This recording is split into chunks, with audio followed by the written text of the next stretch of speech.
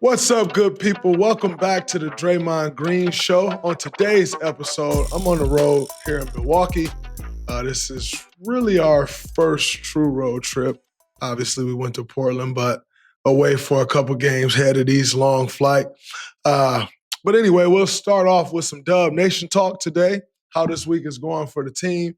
As you all know, well publicized, we kind of break our season down into weeks, and we talk about winning the week. So we'll talk about how this week is going for the team. Then I'll get around the association, share some thoughts about what else is intriguing me around the league. And finally, we'll wrap it up with two brand new segments I have for y'all. So let's go. So as we sit here on Wednesday night, 2 games into a 4-game week, as I told y'all, our schedule is absolutely insane. 5 games and 8 nights to start off the season. And in LA, back in San Francisco, in Portland, back in San Francisco for a couple games, and now headed out on a road trip we're in Milwaukee, and then headed to Indianapolis, also starting off a stretch of 10 of the next 12 on the road. So shout out to the league office. They are really pushing the envelope on us to start this season. But as you know, we are no excuse makers. You got to play the road games anyway. You got to play the back-to-backs anyway, at least if you're the Dubs. So whether you're getting them out the way now or getting them out the way later, you're getting them out the way. But as far as how we're faring this week, we're 2-0 this week, which guarantees us at least a push this week. Now, obviously, for us, we want to get greedy. You want to go 4-0. You want to dominate the week. That'll be an incredible week for us. And I think, when you look back at the Memphis game to start this week, we handled that, pretty handily. It was interesting playing against that Memphis team. It was just kind of a little different than what you've grown accustomed to. A lot of the guys we didn't know, and I know they're facing some injuries, but, we haven't seen a Memphis team without Desmond Bane, in a long time. That was a big difference, And so just seeing how that Memphis team comes together and if they can figure it out. Ja is still special. Jaren is still special, but everyone else is kind of figuring it out. So that was a very interesting game. And then coming right back on a back-to-back versus the Clippers, first off on NBC. The NBC reviews have been nothing short of amazing. I've actually had an opportunity to watch a replay game on NBC, and the broadcast is just incredible. The intros are amazing. The way Reggie Miller and Jamal Crawford are playing off each other, it's just such an incredible, fresh sound and analysis on the game. I love to hear the way Mike Tirico is teeing those guys up. It's elite basketball commentary. And so I think that's just adding to the game. And then obviously it's bringing that old school NBA on NBC nostalgia feel back. I mean, it's amazing. So anyway, that's 2 wins for us. Coming up on the clip, we came up on the Clippers on the second half of a back-to-back. And that's a much slower paced game than the Memphis game. You sit and you wonder, man, would you rather play the grinded out team on the front end and the fast team on the back end, or vice versa? And obviously this was the grinded out team on the back end, faster, younger, athletic team on the front end. And I got to say, we handled both of them, pretty handily. Got off to a great start against the Clippers, and then kind of let go of the rope. And then halftime, we came out, and up until the 4-minute marker when we left the game, they had 21 points in the entire second half to the 4-minute mark left in the game. And that's just incredible defense. That is how you shut the water off. That is what we need to do. Our defense is an area that we know we can and will be great in, and we need to start pressing that. And so against the Clippers was a good start. A lot we can build on to continue to see the progress of our team. It's been amazing to see Jonathan Kuminga stepping up the way he's stepping up. See Brandon Podziemski have a great start to the week, bouncing back from what was a tough week. Quentin Post got off to a tough start last week, came out plus 34 last night. and was huge, instrumental. You know, they got Big Zubac and Big Brook Lopez at the rim, and QP just stretched the floor. And he was knocking shots down. He got back to doing his celebration. It was beautiful to see, you know, and we made it hard on those guys on both ends of the floor. We made it hard for them to guard defensively. We made it hard for them to get what they were trying to get into offensively. I saw a quote where Zubac said, "Man, they pressed up into us. They really ramped up their pressure, and we didn't respond to their intensity well. We didn't respond to their aggressiveness well." And it feels good to be the team on that side of things where a team is like, yo, we didn't respond to that well. We had lost to the Clippers 7 times in a row. You know, so also you want to come out and like, you want to, you know, when you're trying to build a championship team, games like that is about proving like, all right, it's different. You know what I'm saying? Things are different now. And so I thought that was absolutely incredible. Great getting Big Al back out there after sitting the front end of the back-to-back out, but then also the back end of a back-to-back out. Him missing 2 games, him getting back out there. It'll be good for Big Al to catch his rhythm. You know, he's huge for us. And so looking forward to that. Like I said, you know, Moses Moody had a great start to this week. You know, first game against Memphis, hit some huge threes. I think he was 5 for 6 from 3. Also got fouled on the 3 and knocked all 3 free throws down. Defensively, he was all over the place. You know, so it's watching these young guys where you see a game that Steph don't go bunkers, that Jimmy don't go bunkers, and they just have good, solid games. And you watch these young guys pick up the slack. What Jonathan Kuminga has been doing, like I want to talk about it. JK, the way he's defending, you know, we told him at the beginning of the season, like, if you want to do it differently, become all defense. And he's taking that challenge. That man guarded the shit out of Ja Morant on Monday night and then guarded the hell out of James Harden on Tuesday night. That is elite level defending. He's picking up guys full court. He's pressing up and using his length as they get into the paint, doing a better job of learning to defend without fouling, although he's pressuring. You know, the reads that he's making on the offensive end, the passes that he's making, he's so poised and under control. The rebounding. He's been rebounding the hell out of the ball, skying over everybody to go in to grab rebounds. Man, Jonathan Kuminga is playing incredible basketball. And it was so great to see Steve come out and say, listen, he's a starter. Like, he's right there with those guys. We'll figure everything else out, but he's right there with those guys. Like, to hear that from your coach, you know, we spoke about it before. You know, I've spoken about just Kuminga and Steve relationship and how it takes times for those things to grow. And do you know when you're going through building that relationship, and then that very guy come out and say, nah, I'm stamping him. He gets the stamp of approval. Do you know what that do for your confidence?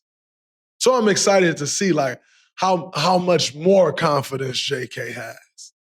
It's a beautiful thing, man. And to go through what he went through with his contract situation and to come out balling the way he's balling, showing the growth that he's shown, I tip my hat to the young fella. Keep it going.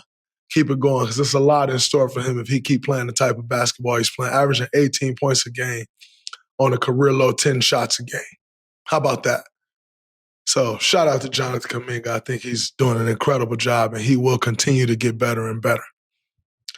And lastly, just about this week's games, I know everybody had, just wanted to hear about the Aldama situation. And he's a guy who always talks. You know, every time we play them, he talks. He likes to mix it up a bit.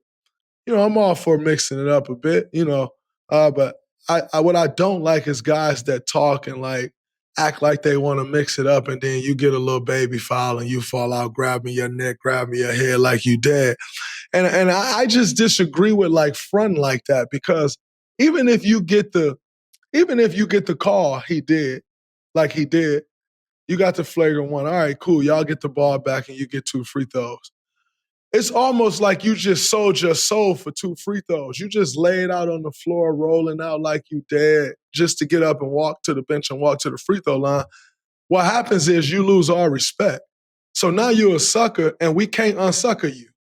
because you just act like a complete clown because you listening to some dumbass coach that's telling you if he foul, you sell it.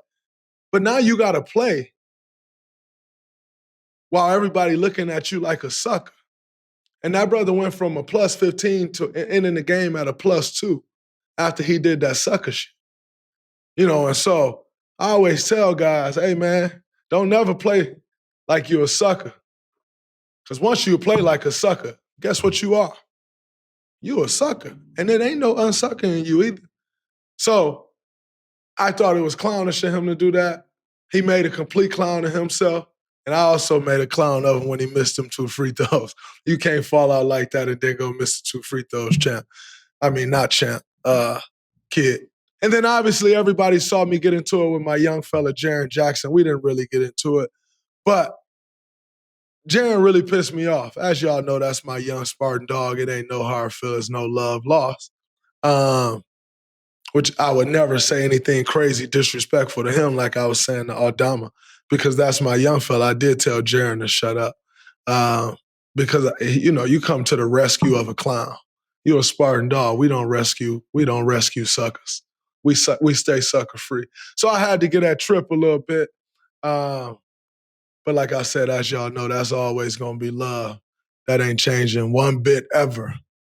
Bleed green. So that was that. That was fun. I enjoyed it. But we're going to take a break. And when we come back, I want to get into some of the other teams and players that have caught my eye this week. We'll be back right after this. As I said, coming back into our next segment, we was going to move around the association. And first, I must start with the 76ers.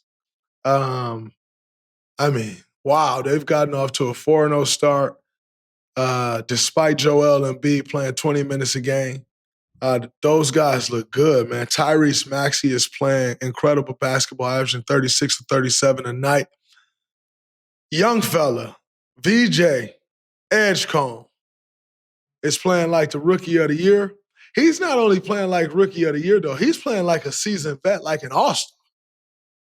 And if he continues to play this way, it's going to be interesting to see, like, if he can get the all-star nod his rookie year, because you got to think, like, him coming out of college, yeah, he was the number 4 pick, but I don't think anybody had on their bingo card like, yo, VJ Edgecombe could possibly be an all-star this year. I don't think anybody had that on their bingo cards. But the way he's playing and the way Maxey's playing, they're playing like one of the best backcourts in the NBA right now. And it's beautiful to see. I mean, VJ Edgecombe is a freak of nature. He's knocking the 3 down.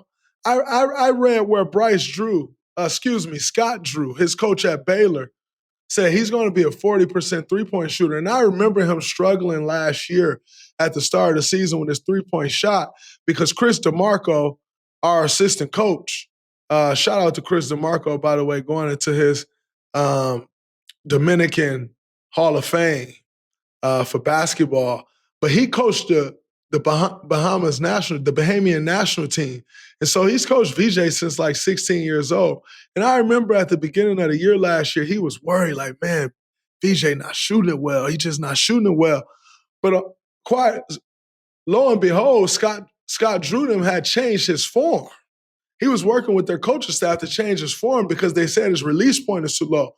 If you look at his release now, it's up here. And Scott Drew, what he said was, you go through it now, you're going to go through some slumps now, but it's going to help you in the long run when you get to the NBA.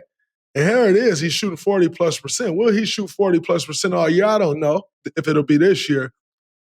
But he's shooting the ball incredibly well. And with that athleticism and ball skills to get to the rim off that shot, and you got to honor the shot, and he ain't afraid to go in there and put it on somebody's head. So, man, I'm loving what I'm seeing for VJ Edgecombe as well as Tyrese Maxey. VJ Edgecombe, by the way, you talk about young stardom, like a young fella coming into stardom. You want to grow the game in the Bahamas. You want to continue. You want to move yourself into stardom faster. You want to grow your fan base faster. When we talk about the things that you need to do, the things that some guys have stopped doing, and you see their fan base start to grow, and then that shit wane. things that guys stop doing. They stop participating in All-Star Weekend. Steph Curry getting in that three-point contest all those years added to the legacy and the legend of Steph Curry. So I hope to see VJ Edgecombe with that vertical in the dunk contest come All-Star Weekend. Add to your legend, young fella. Show the world who you are. Add to your trophy case. How about taking the dunk contest trophy back to the kids in the Bahamas? How about that? So I think this kid is special. I definitely think he's going to be Rookie of the Year, as I've said, but I think he is absolutely special. And it's interesting because Joel's only playing 20 minutes. Adam Bona, and I hope I'm pronouncing his name right, he's been a monster defensively in the 17 minutes a game he's playing. Now, it'll be interesting to see as Joel minutes tick up, as Paul George comes back, what then happens with the duo that is Maxey and VJ Edgecombe? Is Nick Nurse going to say, hey, man, we are running our offense through these guys, and here's where you two guys can help because they're having success, and we believe that this helps. And obviously, Joel's an MVP of the league, right? So it's hard to just go away from Joel, but I don't know all of his limitations with his body. So it'll just be interesting to see how that plays out, like how that could affect this team negatively or positively. Because right now they just out there running and gunning and getting to it. And then not to mention Quentin Grimes, who signed an $8 million player, what is it called? $8 million qualifying offer. Who signed an $8 million qualifying offer, which is a one-year deal to come back to Philly and then be a free agent next year. Man, that kid's playing his ass off. And I was a little worried when he took that one-year deal because I'm like, man, they cannot play you, and if they don't play you, I don't think he's done enough in the league to where he's still just getting paid. Now, again, if Paul George was out there, again, I don't know how that looks, right? But he's playing well, and so he's earning those minutes and the opportunity to show that he's worth the money he asked for. And so, man, them guys get it up. And they pushing the tempo. It's fun to watch. I mean, they had that comeback win versus Washington yesterday where they were down. And Washington should have had the game won up 10 with 3 minutes to go, and they blew it. And Philly just walked them down. And then they acted up on the bench and in front of their fans on the bench. It was cool to see. I love that type of stuff. So, man, it brings you to the question of, where does this team finish in the East? And it's so much gray area there in deciding that, just with not knowing how much MB you're going to get, how much PG you're going to get. So it's hard to quite say where this team finishes in the East this year. But what I will say is they got their backcourt of the future. And it also poses the question, what happens with Jared McCain when he get back? He continues to have these injuries, hasn't really quite gotten an opportunity to prove himself. And you got these young guns balling. Tyrese Maxey already got paid. VJ Edgecombe, the fourth pick. Quentin Grimes balling out. Where does that leave Jared McCain when he gets back? So it's just I mentioned that to show you how fast things can move in this league and how fast things can change in this league. Nothing's guaranteed in this league. Before you know it, that kid could possibly be moved on from. You just don't know how it all ends up playing out. And so I hope he can get back healthy soon enough, because the longer he's out, it's the further it's getting away from him. You got these guys healthy and they're balling a 4-0 start, and they look good, And so interested in seeing where they finish. I don't know where that'll be this year, but I know they got their backcourt of the future. And when you got a backcourt like that, and by the way, VJ want to defend. So VJ going to guard the best guard. That's dangerous. That's dangerous. So shout out to those two guys. It's very, very fun watching them. Also, and still moving around the association, I know on the last episode, a lot of people mentioned 3 teams that I didn't mention as contenders were the Knicks, Rockets, and T-Wolves. And I think for me personally, the Knicks, I just don't believe that they're contenders. I don't think they have what it takes to win at the highest level.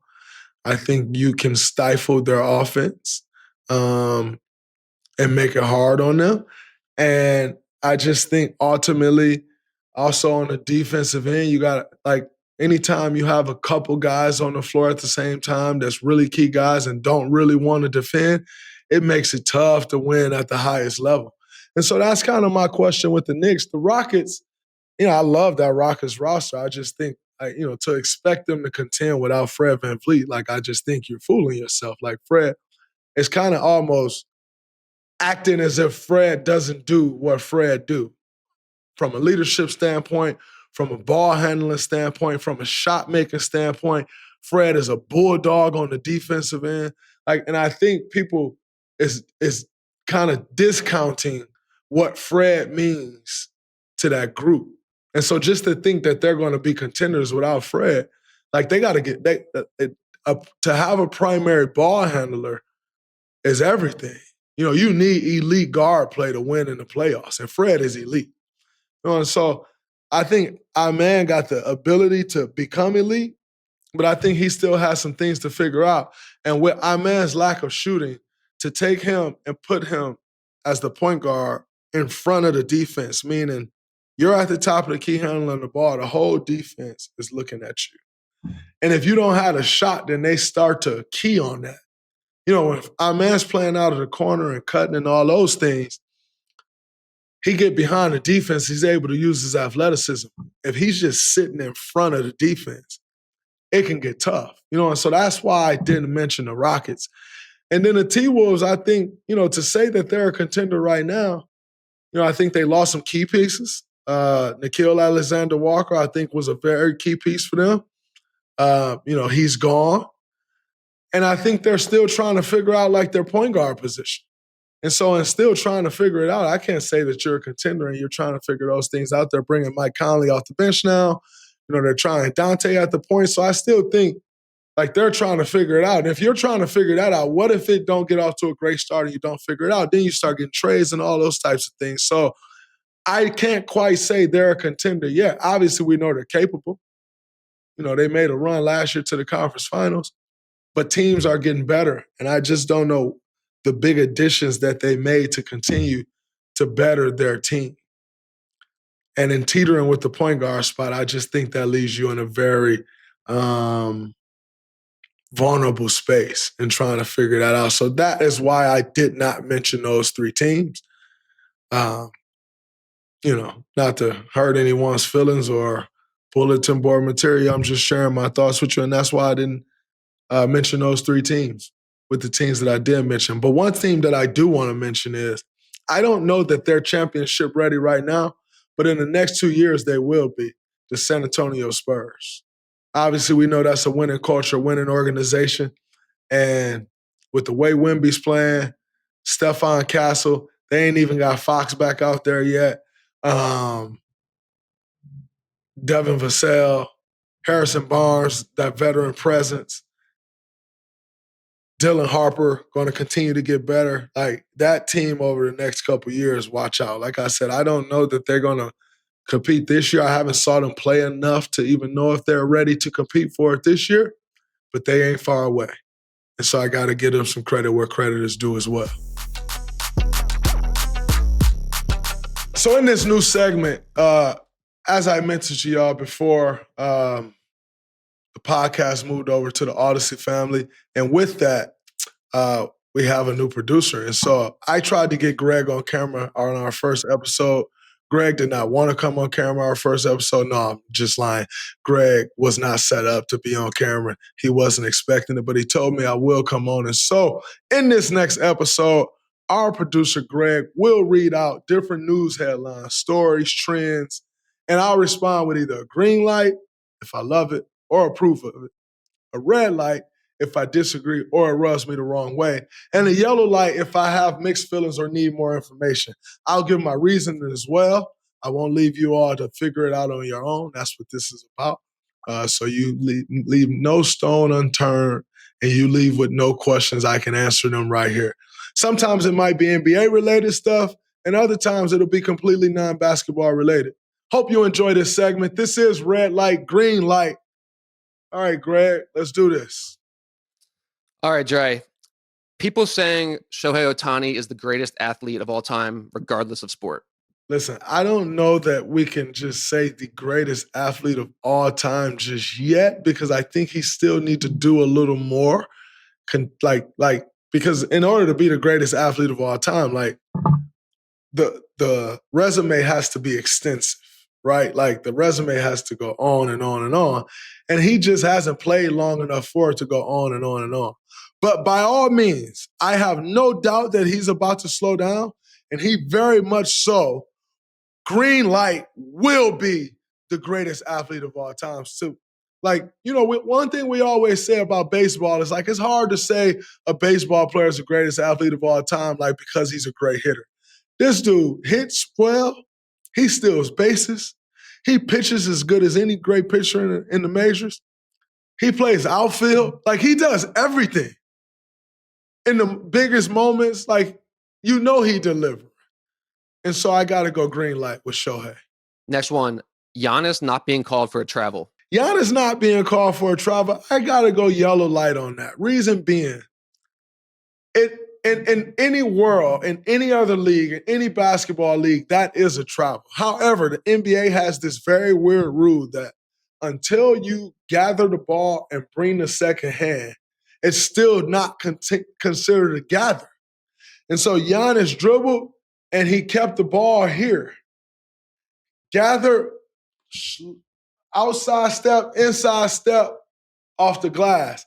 And so as much of a travel as it looks like, by NBA rule, it's not a travel. And so I'm going to give it a yellow light because it looks weird, and as a defender, you want to fucking travel. I know I would. But by NBA rules, it's not a travel. It's a great move. He took advantage of the rule, and he made it, and he made it do what it do. But for me, as the defender that I am, although it probably should gain a green light, I'm going to give it a yellow light. Riding the horse celebration. Riding the horse celebration. Green light. Absolute green light. You know why? Because never play sucker. We cannot unsucker you. Next one. WNBA players are underpaid. WNBA players are underpaid. I'm going to go with a green light. I don't know exactly what that means, right? I don't know their numbers, so I can't tell you they should be paid X. What I do know is they should be paid more than they are paid. Absolute neon green light. Next one is 75th anniversary of Earl Lloyd breaking the color barrier.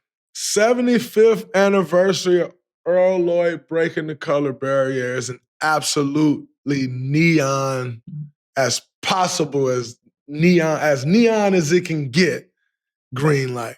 Earl Lloyd, the NBA that you see today and all the dominance, we talk GOATs, we talk Michael Jordan, we talk Kobe Bryant, we talk LeBron James, we talk Shaquille O'Neal, we talk Steph Curry. All of these are black men. And without Earl Lloyd breaking the color barrier 7 years ago on Halloween Day and playing in the NBA 75 years ago on Halloween Day and playing in the NBA for the first time, breaking that color barrier, you do not have these GOATs. I'm extremely thankful. It paved the way for myself, allowed me to work my ass off and, play in NBA and build my own legacy and make a great living for my family. I'm extremely thankful. So the most absolute neon light you can give. Shout out to Earl Lloyd. We thank you. Green light. This next segment is called Golden Days, and pretty much what this segment will be, we will have this segment on some shows. The stories behind the moments that built the dynasty that yours truly is a part of. Email your favorite Warriors memories from the last 14 years to DraymondGreen@Odyssey.com. And I'll break down what I remember about the moment, what you may not have seen, and what it means to me now. For example, these emails would be Steph Curry scoring 62, Klay Thompson 14 threes, the regular season game against OKC in 2016, and so on and so forth. I remember when we were at Oracle, they used to have every game, they would have this, what's your favorite Warriors moment? Season ticket holder of the game. And they would ask them what's their favorite Warriors moment. And it was hype. Like, it takes you back. And so I hope this had that same feel. I hope everybody enjoyed this. Please participate. And email your moments to DraymondGreen@Odyssey.com. Greg, please share the memory with us that we have today. So yeah, I'll start it off. This isn't quite a memory, but it's something that I want you to talk about. I'm a big Sean Livingston fan. I want to know his impact on the dynasty and kind of how underrated you feel that he is in basketball discussions. Sean's impact on the dynasty was huge because he was a calming force for us. You know, he come in the game, it completely calmed the game down. He slowed the tempo down. Due to Sean's presence, it almost made us like two completely different teams. Like, you have to prepare for the juggernaut that is Steph, Clay, myself, KD, and Zaza. And then Sean coming to the game, and you have to like play against this entirely different offense. Like, it's not the offense that you just was playing for the first onslaught. And it made us so dangerous. You know, Sean being 6'7", it made our defense switchable. You know, the length that he had, the athleticism, sneaky athleticism, the locker room presence, a vet, super mild manner, just easy going, see everything, nip shit in the bud, don't let problems go on. Incredible leader, incredible guy, locker room guy.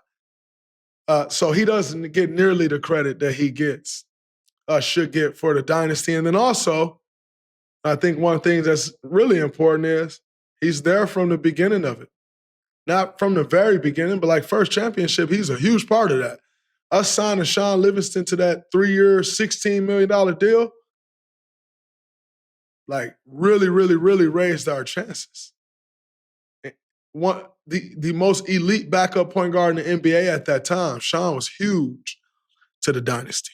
Well, since you mentioned it as an example, and we still have you here, let's do one more. I do want to hear about that 2016 regular season game against OKC and what you remember about that game and what it means to you now. Man, that game is crazy, man. Me and Steve had the worst argument ever at halftime. So Steve was just coming back from.